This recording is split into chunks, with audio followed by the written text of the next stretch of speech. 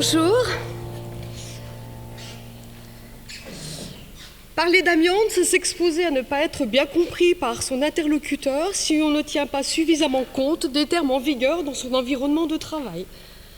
Dans une première phase, j'ai glissé amiante, risque, travail, environnement.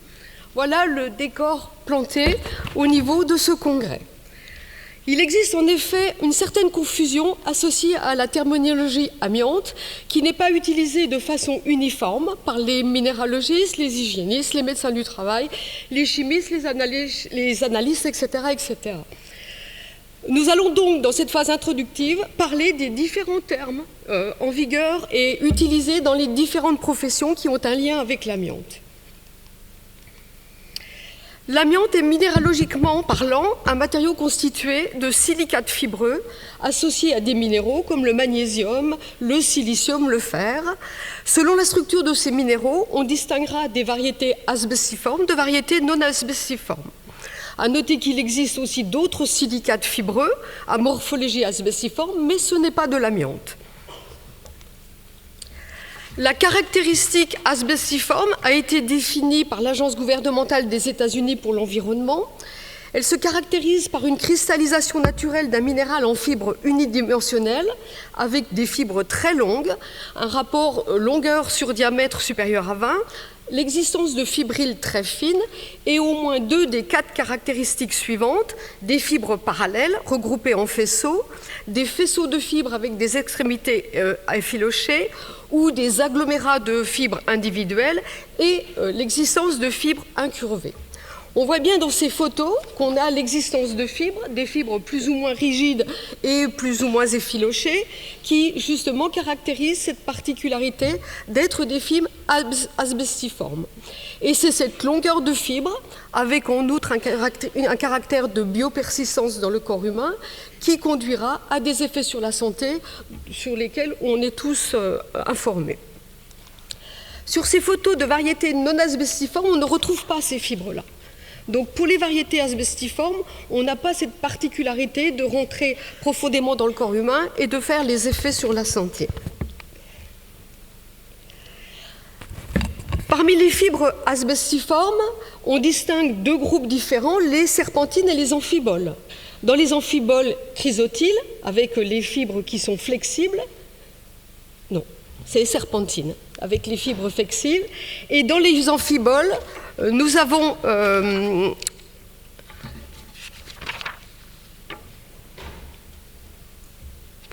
celle que l'on a vue précédemment, actinolite, antifolite amiante, trémolite, gunérite et crocidolite amiante. Cette définition n'est plus d'actualité. Elle avait été utilisée dans les premiers temps parce qu'on distinguait les propriétés toxicologiques des serpentines et des amphiboles et qui avait conduit à la mise en place de valeurs limites d'exposition professionnelle différentes en fonction de cette nature des chrysotyles pour les amphiboles. À noter l'évolution des valeurs limites qui, en 1977, étaient de 2 fibres par millilitre sur 8 heures et qui sont aujourd'hui de 0,01 fibres par millilitre sur 8 heures, quelles que soient les fibres. Si vous parlez amiante avec quelqu'un qui gravite au niveau du transport, qui assure le transport et l'élimination de ces fibres, ces personnes parlent d'amiante blanc, brun et bleu et font des distinctions au niveau de l'identification de l'amiante et de l'identification des engins de transport par des numéros UN différents selon que l'on a affaire au type d'amiante blanc, brun ou bleu. Cette distinction n'est plus d'actualité actuellement puisqu'on a remplacé les termes de amiante blanc par chrysotyle et amiante brun et bleu ont été regroupés sous le terme d'amphibole. Dans le Code de l'environnement, on distingue l'amiante libre, l'amiante liée et les autres déchets d'amiante en lien direct avec les filières d'élimination de ces déchets d'amiante. L'amiante libre étant définie comme provenant de flocage calorifugage, l'amiante liée étant caractérisée par le fait d'être fortement liée lors du transport et ne pouvant pas émettre de fibres, et les autres déchets d'amiante étant des déchets pour lesquels on a des risques de libération de fibres au cours du transport. Cette définition, elle, est toujours d'actualité et est notamment utilisée pour définir quelle installation classée est susceptible d'accueillir les déchets d'amiante. En effet, les déchets d'amiante liés à des matériaux inertes peuvent être accueillis en ISDND, installation de stockage de déchets non dangereux. Et ils peuvent être aussi accueillis dans les installations de stockage de déchets dangereux. Les déchets d'amiante liés à des supports non inertes ou dont l'intégrité n'est plus conservée, ainsi que les déchets d'amiante libres, eux, ne peuvent être dirigés que dans les installations de stockage de déchets dangereux. Auparavant, on avait la possibilité pour l'amiante lié de les évacuer dans des installations de déchets inertes. Ce n'est plus possible depuis 2012. Que deviennent ces déchets d'amiante ? Les installations de stockage de déchets dangereux et non dangereux consistent à mettre l'amiante sous des emballages très, très fermés dans des alvéoles dans lesquels ils seront conservés des années durant. Il existe un autre procédé d'élimination de ces déchets d'amiante qui s'appelle l'inertage, qui consiste à brûler avec une torche à plasma à 1600 degrés ces déchets d'amiante, qui deviennent des matériaux qui sont vitreux et qui ne sont plus du tout susceptibles de libérer des fibres d'amiante. C'est ce seul cas qui permet la réutilisation, la valorisation des déchets d'amiante, puisqu'il n'y a plus de possibilité d'exposition liée à l'utilisation de ces granulats, de ces matériaux vitreux. Par rapport au Code du travail, on a longtemps distingué l'amiante friable de l'amiante non friable avec une circulaire de 98 qui définissait quels étaient ces matériaux.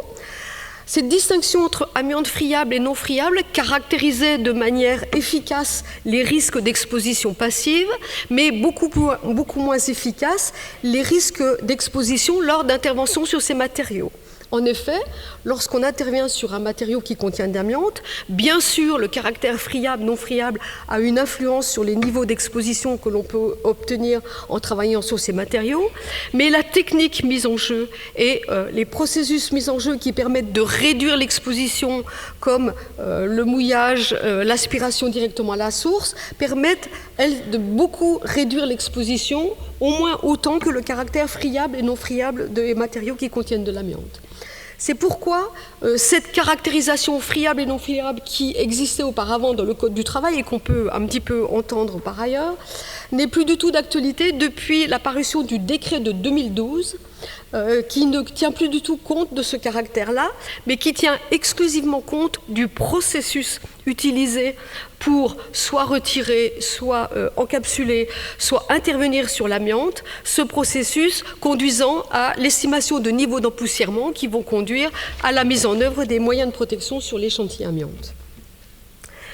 Si vous parlez avec quelqu'un qui mesure les fibres, il vous parlera de fibres fines, de fibres courtes, de fibres longues d'amiante. Donc on distingue au niveau des fibres d'amiante les fibres EMS, ou dites fibres longues, caractérisées par le symbole FLA, les fibres fines d'amiante et les fibres courtes d'amiante. Comme les définitions de leur nom l'indiquent, les fibres longues sont celles que l'on mesurait auparavant par les techniques de MOCP, les fibres fines étant des fibres longues qui sont beaucoup réduites en diamètre. Les fibres courtes, quant à elles, ont des caractéristiques de dimension beaucoup moins élevées. Les techniques habituelles, les techniques d'identification de mesurage d'amiante prennent en compte uniquement les fibres longues et les fibres fines pour lesquelles la toxicité a été établie de manière sûre. Par contre, pour les fibres courtes, il existe encore des incertitudes sur leur toxicité, ce qui implique qu'elles ne sont pas prises en compte lors des mesurages destinés à déterminer les niveaux d'empoussièrement sur les chantiers d'amiante et destinés à mesurer les empoussièrements lorsqu'on est face au Code de la santé publique par rapport à une exposition passive. En effet, pour mesurer les fibres d'amiante, on s'intéresse aux fibres longues et aux fibres fines, et on a la chance d'avoir les deux codes de la santé publique et Code du travail qui se sont accordés sur la prise en compte de ces mêmes types de fibres d'amiante pour déterminer les empoussièrements. Je vais vous parler maintenant de la nouvelle forme d'amiante que l'on appelle les fragments de clivage. Donc je vais juste effleurer cette partie-là qui sera traitée juste après par M. Guillaume Boulanger de l'ANSES. Donc les fragments de carrelage sont des particules minérales présentes naturellement dans les roches. Elles sont utilisées dans les travaux publics, enrobés routiers, fabrication de béton, etc. Et on a de grandes incertitudes à la fois sur leur toxicité et on a de grandes difficultés à la fois pour obtenir des mesurages représentatifs de la nature de ces fibres et de leur caractère asbestiforme ou non. L'amiante dans la réglementation européenne, ce sont les 6 variétés qui sont représentées dans ce chart. Donc chrysotile, qui a un numéro CAS défini, et les 5 autres fibres, actinolite amiante, amosite gunérite amiante, antifolite amiante, crocidolite et trébolite amiante. Donc quand on va parler amiante dans ce congrès, on parlera exclusivement de ces 6 fibres-là, sauf la partie fragment de clivage. L'amiante dans la réglementation européenne est parfaitement classifiée par rapport à ses dangers. Donc c'est un produit cancérogène, identifié par la phrase H50 peut provoquer le cancer. Et c'est un produit qui a des toxicités particulières sur des organes cibles, d'où l'attribution de la phrase H372, risque avéré d'effets graves pour les organes suite à la suite d'expositions répétées ou une exposition prolongée par inhalation. Au niveau de REACH, différents textes ont été adoptés pour identifier et classifier l'amiante en tant que cancérogène, et l'amiante est soumise à restriction.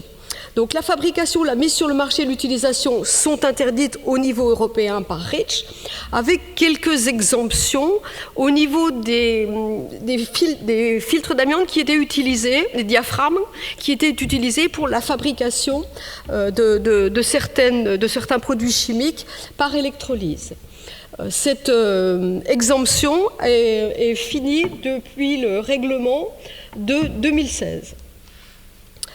Donc l'amiante ici et maintenant, ça recouvre les 6 variétés reconnues par REACH comme cancérogènes. Lors de la réalisation d'opérations sur l'amiante, ce sont ces 6 variétés dont on va prendre compte pour l'application des articles R4412-94 à 148 du Code du travail. Par contre, en cas d'exposition passive, ce ne sont pas ces articles-là qui s'appliquent, mais les articles liés à la salubrité, l'obligation pour l'employeur d'assurer la salubrité des locaux de travail.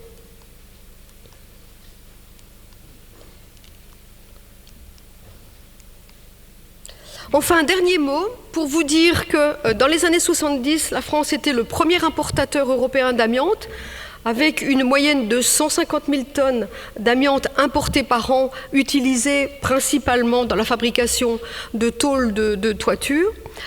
Sachant que la quantité estimée d'amiante sur nos toits aujourd'hui est de 30 millions de tonnes et qu'on en retire, bon an, mal an, 500 000 tonnes, on a encore du travail. Sur ces considérations, je vous souhaite une bonne suite dans ce congrès.